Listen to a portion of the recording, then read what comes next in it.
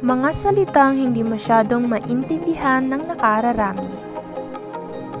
Narito ang ilan sa mga salitang hindi na natin masyadong kadalasang maintindihan. Maaaring makaluma ng mga salitang ito o itong mga salitang ito ay hindi na natin kadalasang ginagamit sa paraang pakikipag-usap.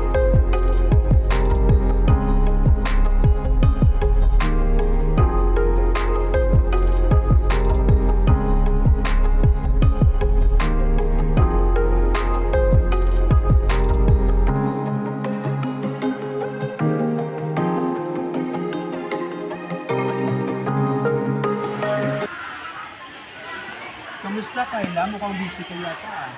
Idol, maghahanap kasi ako ng pantablay. Mukhang nalimutan ko kasi kung saan ko yun nailagay. Pantablay. Sa madaling sabi, ang pantablay ay charger sa Ingles na ginagamit natin upang mapunan ng ubos nating mga baterya. Oh, I see. Mahirap talaga kapag walang pantaglay. Oo nga, pero alam mo ba, para sa akin si Mark ang kumuha nun, di niya lang sinasabi. Ako naman, Kayla. Balik ka mo lang yan. Hindi mo naman alam sa talaga kumuha, di ba? Eh basta siya talaga yun. Balintataw.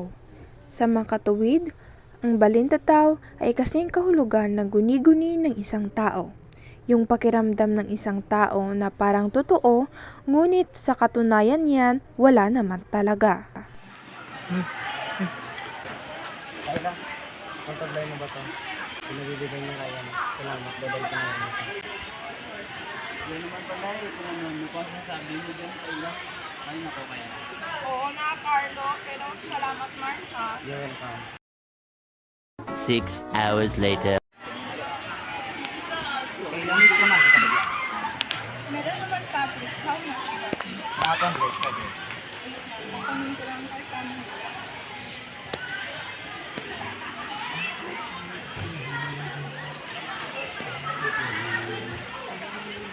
Here, Patrick, sana makatulong. Thanks, masaka talaga, Kayla. Carta moneda, wallet sa Ingles kung ito'y ating tawagin. Ito yung kadalasang pinaglalagyan ng pera kapag ika'y aalis o kahit nasa bahay ka lang. Yung iba nga mamahalin at gawa sa kung anong-anong kagamitan at balat ng kung anong-anong mga hayop. May mamahalin at may mura lang din naman. Kadalasang itong pinagtataguan ng perang ayaw mo munang gastusin pansamantala.